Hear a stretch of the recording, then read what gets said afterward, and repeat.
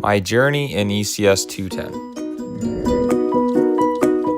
At the start of ECS 210, my understanding of curriculum was brief, as this year was the first time I looked inside the document. I thought of curriculum as a document that tells you what you need to get done by the end of the year. From this class, I learned I was just looking at the formal curriculum and not the hidden null or curriculum as place. The formal piece I learned about the outcomes and indicators, ways to assess being for, as, and of. The document also contains what we need to hit by the end of K to 12, which allowed me to see how they want to create good citizens that will be productive in their lives. In one of the assignments, I looked into the health curriculum and found out that it was definitely a product approach, as it had goals that needed to be achieved. The thing I really enjoyed to see was the move to praxis, as they use inquiry as the underlying way to teach all of their lessons. Additionally, I found out that curriculum is much more than a document and has been brought up in the classes and my blogs. During this process, I can see where I started and where I ended, as it shows how much more comfortable I got just in the length of my blogs. During the beginning, I went from short blogs with detail that got to the point to adding more personal information and content in answering the readings and questions. An area that I learned a lot about was common sense in key materials, articles, and in class, as we learn that it is non-existent in a set way and how everyone may have a different idea of what is common sense to them, the way they were brought up. This shows how important it is as teachers to be adaptable and flexible. We need to understand our students and not have unwritten rules, as the students may have different ones. I also found that common sense can connect to my assessment pieces, as these pieces need to be specific and to the point, so there is no room for interpretation. Lastly, learning about how our biases will affect the classroom, as this is very important to recognize the qualities I bring into the class.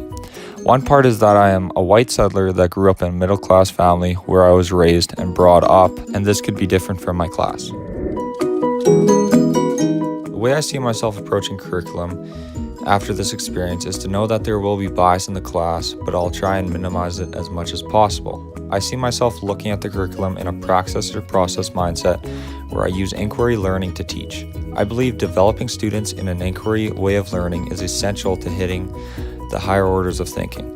This will enable students to develop their questioning skills and formulate knowledge in a way that interests them and can build off of what they already know by finding the information themselves. Additionally, making the process of hitting the outcomes and indicators in a student-centered learning environment while I guide them as a teacher. I also now see the importance of developing lessons to hit the broad areas of learning and cross-curricular competencies to ensure students see the transferability among the different subjects.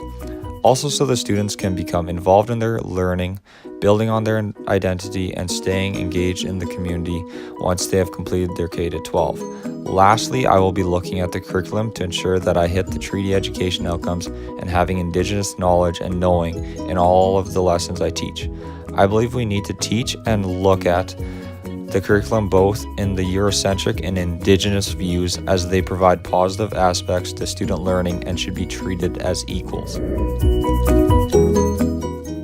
Now, looking at something I do need to keep getting past is cognitive dissonance, and be able to teach hard and controversial topics that may be uneasy at times.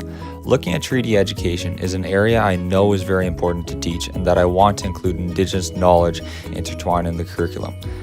I believe this is important, as we are all treaty people and that we need to know our history and the wrong that went on in order to change for the future. Furthermore, having the ways Indigenous teach in our curriculum, as they were here first and we as white settlers came on their land. This is an area I am more uncomfortable with, because I am a white settler and I'm not an Indigenous person, and I am still learning on a deeper surface about this information and ways to approach it. As I become more informed on ways to teach and be respectful, I feel I will get more comfortable, and is my duty as a future teacher. I feel it is difficult at times, as others scrutinize you on the way you approach a topic, even if you're trying to be the most sensitive you can.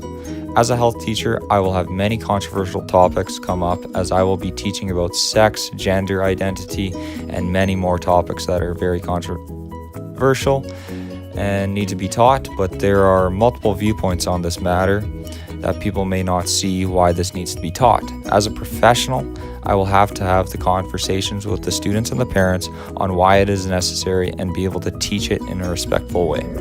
As I come to the end of ECS 210, I know this is just the start of my journey in truly understanding the curriculum and the way I will use it in my class. I will continue to learn and grow by finding out new information about tree education and the curriculum as a whole through my colleagues, resources, workshops, and more. Thanks for the knowledge, ECS 210, and have a great day.